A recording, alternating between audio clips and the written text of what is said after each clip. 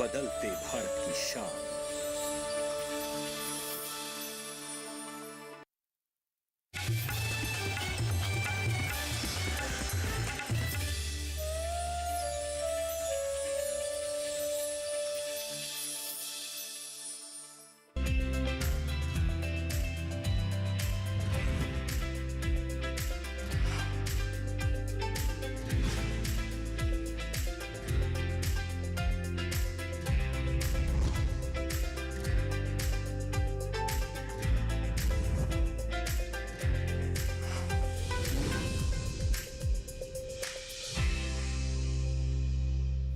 नमस्कार, दूरदर्शन किसान के खास कार्यक्रम सफल किसान में मैं अदिति शर्मा आप सभी का स्वागत करती हूँ।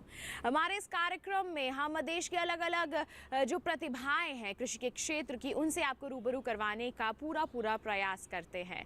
जी हाँ, आज के हमारे इस कार्यक्रम में भी हम 3 सफल किसानों से आपकी मुलाकात करवाएंगे। उम्मीद यही है कि उनकी दास्तानों को जानकर आप उनसे ज़रूर प्रेरित होंगे। तो फिर आइए आज के अंक की शुरुआत करते हैं और सबसे पहले रुख करते हैं उत्तर प्रदेश के हापुड़ का। वहां पर रहते हैं हमारे सफल बीज उत्पादक मलोक सिंह जी। जी हाँ, ये बीज उत्पादन से कब जुड़े, कैसे इन्होंने इस सफर की शुरुआत की, आइए सब उन्हीं से जानते हैं।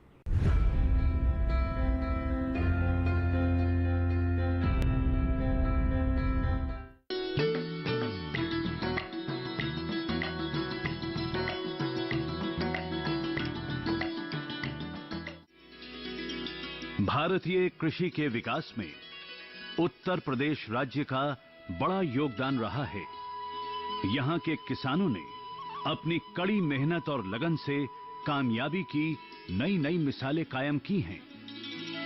ये है उत्तर प्रदेश राज्य का हापुड़ जिला। यहाँ तिलहन, गुड़, गन्ने और कपास का व्यवसाय होता है। क्रांतिकारी चौधरी जबरदस्त खां का जन्म भी यहीं हुआ था। हापुड़ शब्द हापर से बना है, जिसका मतलब बागीचा होता है। यहाँ के रास्ते विकास की मंजिल तक जाते हैं। आज हम आपको अपने जिस किसान नायक से मिलाएंगे, उनका जन्म भी यहीं के एक गांव में हुआ।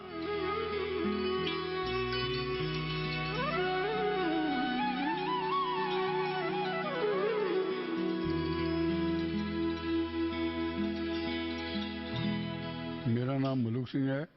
मेरे गांव का नाम रसूलपुर है, जो डिस्ट्रिक्ट हापुड़ में पड़ता है, पश्चिमी उत्तर प्रदेश यूपी में। इस गांव के अधिकांश लोग खेती करते हैं, यानी खेत, फसल और हरियाली इस गांव की पहचान रही है। इसी गांव में आज से 70 साल पहले जन्म हुआ मलोक सिंह का। मेरा जन्म हुआ सन 1900 लगभग 45 में। मेरी माताजी का नाम था श्रीमती लखा और फादर का नाम था ब्रह्म सिंह, जो मैंने देखे नहीं थे।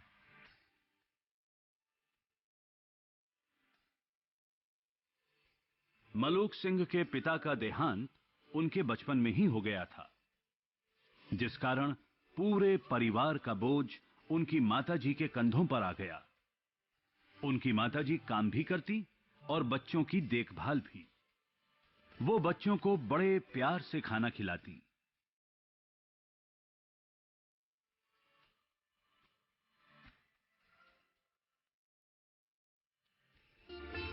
मलोक सिंह के जीवन पर अपनी मां का बहुत प्रभाव पड़ा।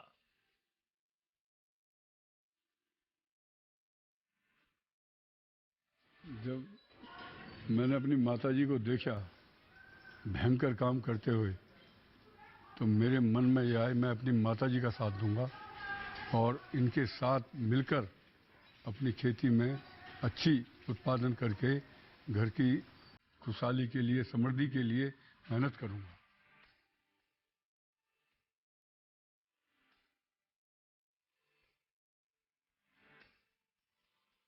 मलोक बचपन से ही कुछ करने का, कुछ बनने का सपना देखते थे।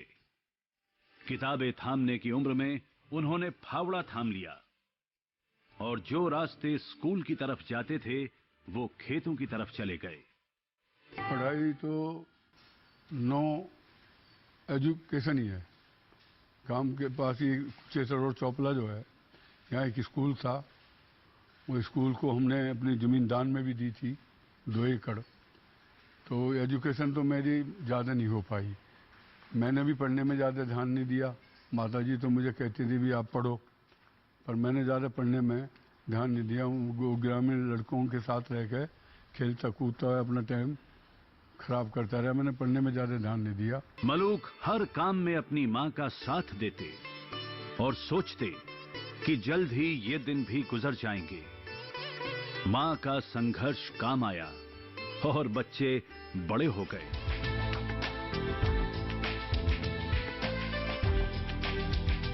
मलूक ने कसम तो खा ली थी मां की परेशानियों को दूर करने की, लेकिन ये सब इतना आसान भी नहीं था। जीवन का संघर्ष अभी जारी था, पर मलूक को विश्वास था कि एक दिन वो जरूर सफल होगा और इस सफलता की साक्षी बनेगी उसकी मां।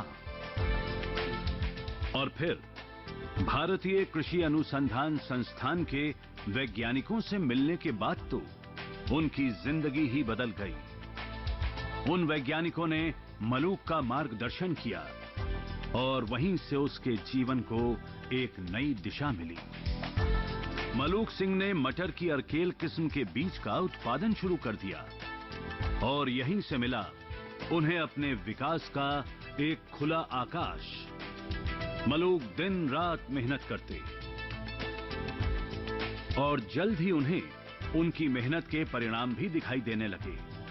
उनका प्रयोग सफल हुआ और देखते ही देखते वो एक सफल किसान बन गए, एक नायक बन गए जो अब दूसरों को भी रास्ता दिखा सकता था, दूसरों के लिए प्रेरणा बन सकता था।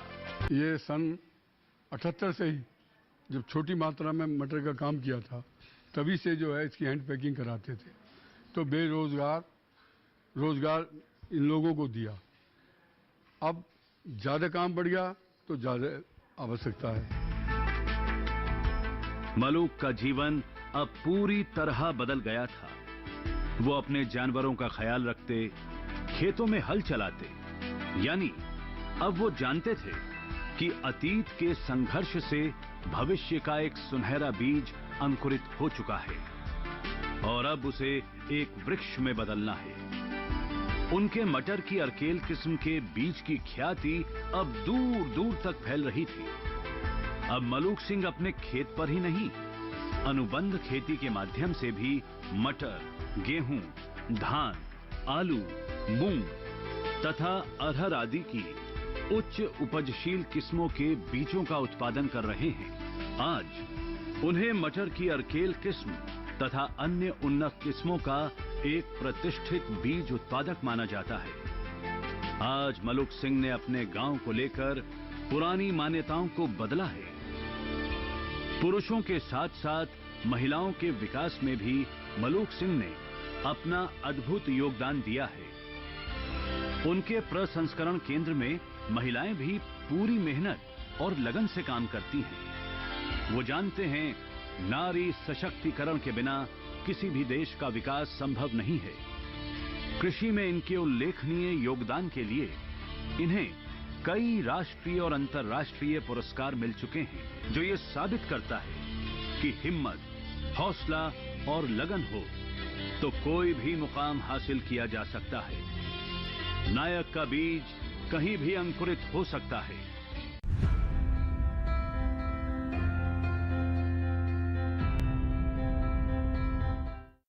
तो ये थे हमारे उत्तर प्रदेश हापुड़ के सफल किसान, और ऐसे ही किसान हैं जिनसे अभी मुलाकात करना बाकी है। मिलवाएंगे उनसे भी आपको, लेकिन एक छोटे से ब्रेक के बाद। कहीं मत जाइए, देखते रहिए कार्यक्रम सफल किसान और बने रहिए दूरदर्शन किसान पर।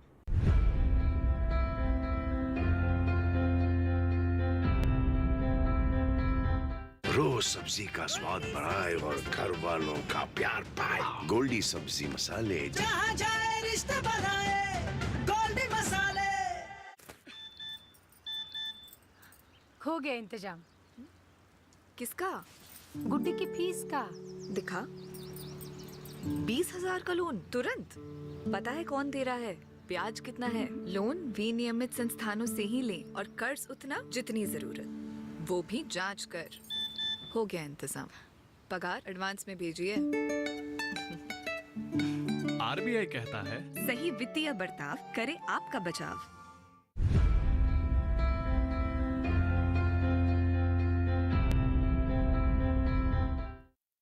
ब्रेक के बाद दूरदर्शन किसान के कार्यक्रम सफल किसान में आप सभी का फिर से स्वागत है।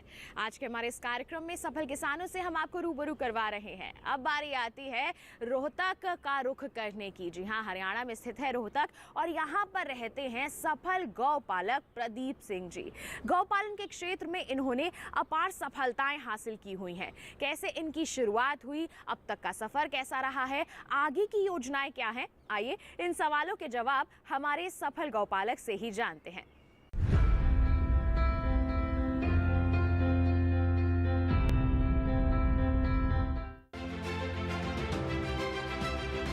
हरियाणा देश का ऐसा राज्य जो उन्नत खेती के लिए तो जाना ही जाता है, साथ ही पशुपालन के लिए भी जाना जाता है। इन दोनों ही भूमिकाओं को संभाल रहे हैं रोहतक जिले के प्रदीप सिंह जी। प्रदीप जी अपने करीब 3 हेक्टेयर के खेत में गेहूं, सरसों, जौ, कपास, मोटे अनाज, सब्जी फसलों की खेती करते हैं, जिसके लिए कम पानी में भरपूर पैदावार की विधियों का इस्तेमाल होता है। वहीं प्रदीप मिल्क प्रोडक्ट भी बनाते हैं। कैसे आया उन्हें इसका विचार, आइए जानते हैं। MBA की डिग्री लेने के बाद हर युवा चाहता है कि उसे किसी बड़ी कंपनी में नौकरी मिल जाए और जीवन खुशहाली से बीते। हिसार के प्रदीप जी ने भी ऐसा ही किया। कॉर्पोरेट जगत में करीब 10 साल तक अपनी सेवाएं देते हुए उनके मन में वो सुकून नहीं था जो वो चाहते थे। सुकून की ये तलाश खत्म करने के लिए प्रदीप कुछ ऐसा करना चाहते थे जिसमें किसानों का भी भला हो जाए और स्वयं का व्यवसाय भी शुरू किया जा सके।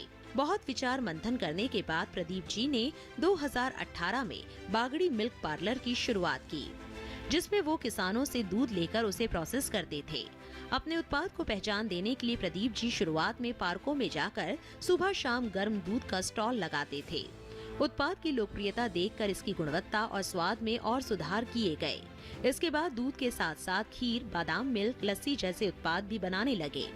आज प्रदीप जी कई तरह के उत्पाद बनाते हैं, जिसमें केसर, पिस्ता बादाम मिल्क, हरियाणवी रबड़ी, केसर काजू बादाम खीर, मावा बर्फी, मसाला लस्सी, मीठी लस्सी, कुल्फी, गाय का घी, भैंस का घी शामिल है। मैं मूल रूप से हरियाणा के चरखी दादरी जिले के मांडी पुरानो गांव का रहने वाला हूं। मैंने MBA करने के बाद कॉरपोरेट में लगभग 10 साल काम किया।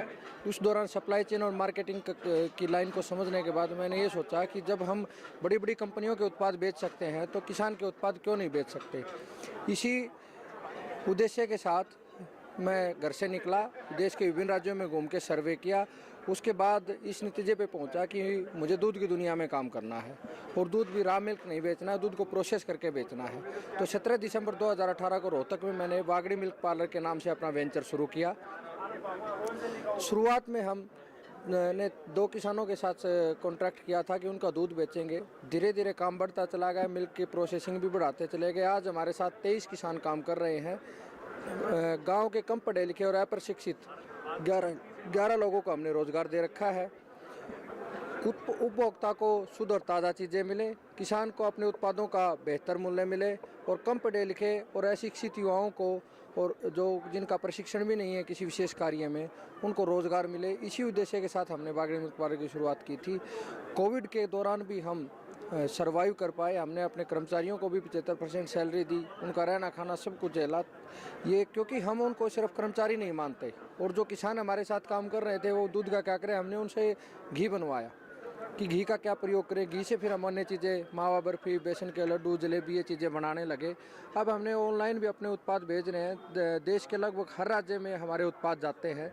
तो यही ताकत है कि ये उपभोक्ता, किसान और रोजगार तीनों चीज़ों के लिए एक इससे बेहतर मॉडल हो नहीं सकता। इसलिए मॉडल है कि एक छोटे से मॉडल में 3 लोगों को रोजगार मिला हुआ है। और आज उनका ये व्यवसाय लाखों लोगों तक, देश के अलग अलग हिस्सों तक पहुंच चुका है, जिसमें उन्होंने करीब 11 लोगों को रोजगार भी दे रखा है। वो बताते हैं कि शुरुआत में उनके इस काम में केवल 2 किसान जुड़े हुए थे, जो वर्तमान में 23 हो चुके हैं। प्रदीप जी के इस काम के पीछे सबसे बड़ा उद्देश्य किसानों को लाभ पहुंचाना है, वो किसानों से सामान्य से ज्यादा दाम पर दूध खरीदते हैं और प्रोसेस करके दूध से बने उत्पाद बनाते हैं। वो बताते हैं कि हम 3 महीनों के अंतराल पर पशुपालकों को प्रशिक्षण भी दिलवाते हैं, जिसमें उन्हें ये सिखाया जाता है कि अच्छी गुणवत्ता का दूध कैसे लिया जा सके। साथ ही पशु के रखरखाव और नस्ल सुधार से संबंधित जानकारी भी दी जाती है, जिससे किसान और उत्पाद दोनों का भला हो सके।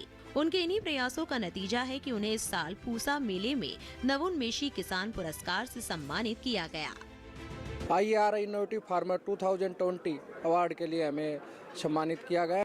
हर साल हम पूसा कृषि मेले में स्टॉल लगाते हैं और हमारे उपभोक्ता प्रोडक्ट्स की क्वालिटी का ये आलम है कि इस हर रोज़ 12 से 1 बजे तक हमारे प्रोडक्ट्स हैं वो ख़त्म हो जाते हैं। तो मैं यही कहना चाहूँगा बाकी किसान साथियों को भी कि एक ऐसा मॉडल आधारित करें जिसमें उपभोक्ताओं को अपने मूल्यों का उपभोक्ताओं को शुद्ध ताज़ा चीज़ें मिलें, किसानों को अपने उत्पादों का बेहतर मिले और कम पढ़े लिखे लोगों को रोज़गार मिले। इससे बेहतर क्या मॉडल हो सकता है।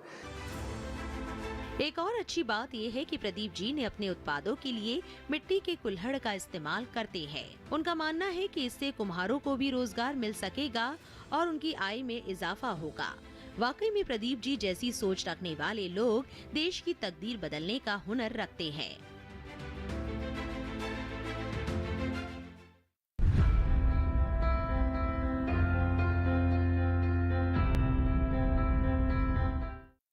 तो ये थे हमारे हरियाणा रोहतक के सफल किसान या फिर कहें सफल गौपालक प्रदीप सिंह जी।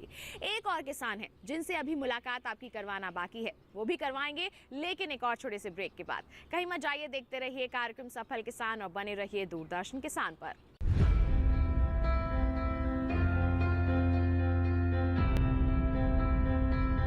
रोज सब्जी का स्वाद बढ़ाए और घर वालों का प्यार पाए। गोल्डी सब्जी मसाले, जहाँ जाए रिश्ते बनाए गोल्डी मसाले।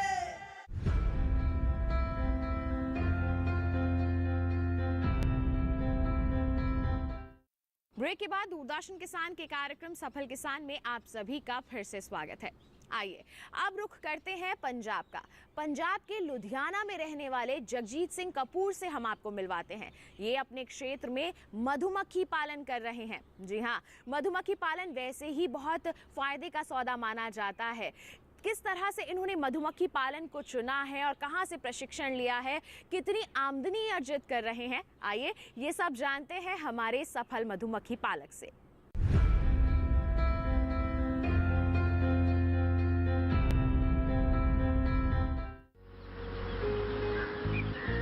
न चेहरे पर कोई मुखौटा और ना ही सुरक्षा का कोई इंतजाम। भिन भिनाती लाखों मधुमक्खियों के बीच यही एक अनुभवी शख्स है जिसे इन मधुमक्खियों के काटने का डर नहीं सता रहा है, वरना हर किसी ने इन मधुमक्खियों के डंक से बचने का इंतजाम कर रखा है। लग रहा है जैसे मधुमक्खियां इस बुजुर्ग की आंखों का इशारा समझती हूं, इनकी भाषा को समझती हूं या फिर इन्हें पहचानती हूं। इस बात पर हो सकता है आप यकीन ना करें, लेकिन आपको ये बात तो जरूर माननी होगी कि ये शख्स मधुमक्खियों की भाषा और भाव को समझते हैं और शायद इसीलिए हनी किंग के नाम से मशहूर और देश के लाखों मधुमक्खी पालकों के लिए महानायक हैं जगजीत सिंह कपूर।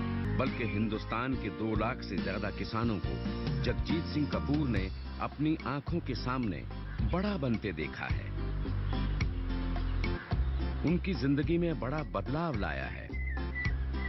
पारंपरिक खेती करने वाले जो किसान जैसे तैसे अपनी जिंदगी गुजर बसर करते थे, उनके पास आज लाखों की संपत्ति है और ये सब संभव किया जगजीत सिंह की मधुमक्खियों ने।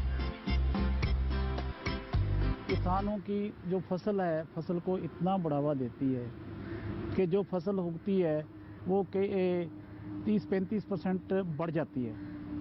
ख़ास तौर पे जो है लीची है, एलमंड्स हैं, एप्पल्स है,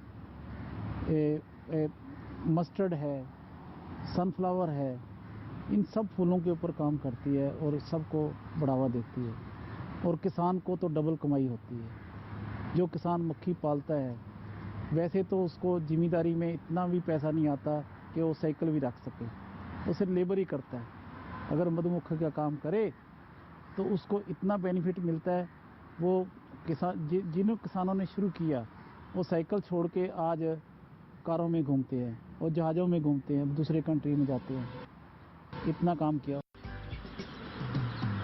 लेकिन मधुमक्खी के छत्ते में लिपटी शहद सी जिंदगी की ये मिठास यूं ही नहीं आई। यूं ही नहीं 10,000 से 400 करोड़ की संपत्ति के मालिक हो गए जगजीत सिंह। इस महानायकी के लिए खूब पसीना बहाया है जगजीत सिंह कपूर ने।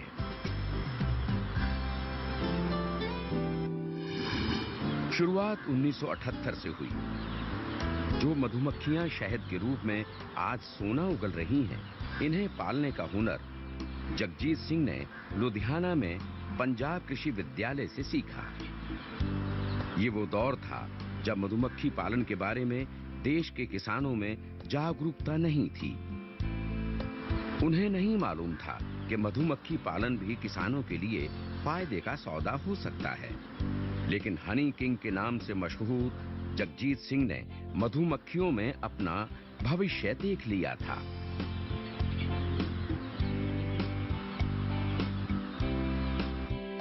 इटालियन बीज की शुरुआत मैंने 1978 में की। 78 में मैंने ये शुरुआत की। मैंने पंजाब एग्रीकल्चर यूनिवर्सिटी लुधियाना से उस टाइम पे कोर्स किया था मधुमक्खी का। उस टाइम पे मधुमक्खी जो थी वो यूनिवर्सिटी की प्रॉपर्टी थी और थोड़े से बक्से थे उनके पास, 500-600 बक्सा, और वो भी वो यूनिवर्सिटी वाले दूसरों के खेतों में रख के वो उसकी करते थे, डेवलपमेंट करते थे। जब मैंने 78 में की, उस टाइम पे मक्खी उन्होंने बी कीपर्स को दे दी। जिन बी कीपर्स को दी वो बी कीपर ज़्यादातर छोड़ गए। मुझे भी बोला गया भी आप भी मक्खी ले लो, फ्री से ले लो। मैंने कहा मैंने फ्री में मक्खी नहीं लेनी, अगर फ्री में ली तो मैं काम नहीं कर पाऊँगा। मैंने मक्खी खरीद के शुरू की, क्योंकि खरीद के शुरू की तो मुझे था भी ये मक्खी खरीदी है, इससे कुछ पैसा आना चाहिए। उस टाइम पे हनी की मार्केट तो थी नहीं। बाजार वाकई बड़ी चुनौती थी, लेकिन वक्त के थपेड़ों ने जगजीत सिंह कपूर को पहले ही सिखा रखा था कि परिस्थितियां कैसी भी हों, हार नहीं मानना है। कामयाबी ने कदम चूमने से पहले चुनौतियों से लड़ना सिखाया। मधुमक्खी को पालना और शहद निकाल लेने भर की बात होती तो बात अलग थी। जगजीत सिंह को तो दुनिया के दूसरे देशों को दिखाना था कि हिंदुस्तान के इस किसान में कितना दम है। जो चुनौती सामने आई, जगजीत सिंह ने उसे स्वीकार किया और अपने स्तर पर उन चुनौतियों से लड़ाई लड़ी। निर्यात की पहली शर्त होती है क्वालिटी। विदेशी कभी गुणवत्ता से समझौता नहीं करते।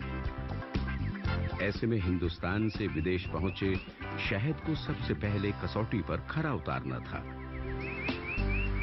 दुनिया के 41 देशों को शहद निर्यात करने के लिए उत्पादन भी एक बड़ी चुनौती था। मधुमक्खी पालकों को जोड़ना, उन्हें अच्छे किस्म का शहद बनाने के लिए प्रशिक्षण देना और फिर उनके शहद को खरीदकर विदेशों में निर्यात करना, यही जगजीत सिंह कपूर का बिजनेस मॉडल था।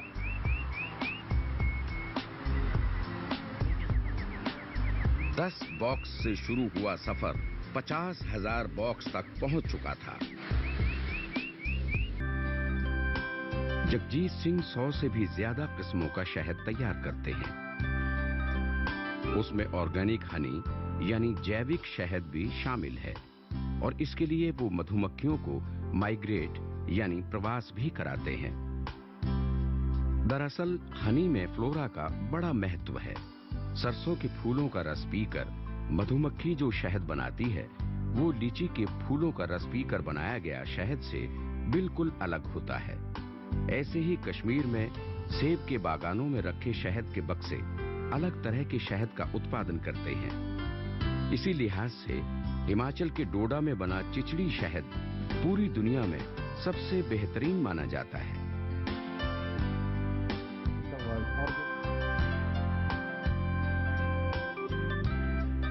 मधुमक्खी पर महारत हासिल कर चुके इस महानायक के लुधियाना में मौजूद दफ्तर में आपको शहद की एक से बढ़कर एक किस्में नजर आएंगी।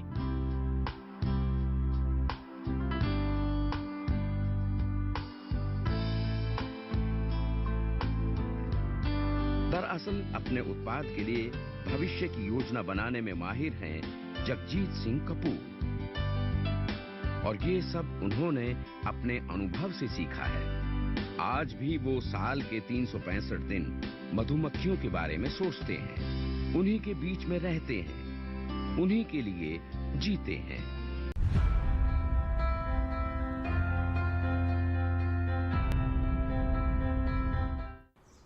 तो ये थे आज के कार्यक्रम के हमारे तीनों किसान भाई। हम उम्मीद करते हैं कि इनकी कामयाबी की दास्तानों को जानकर आप इनसे ज़रूर प्रेरित हुए होंगे।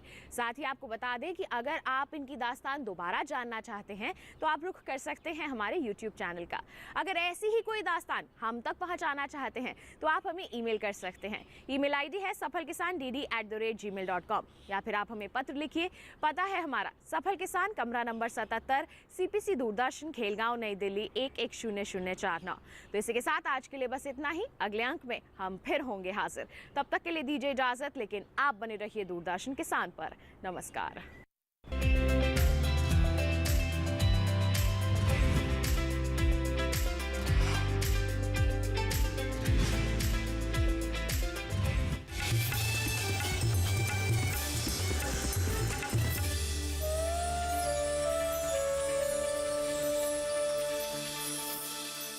कुत्ता करोड़ के घर की रखवाली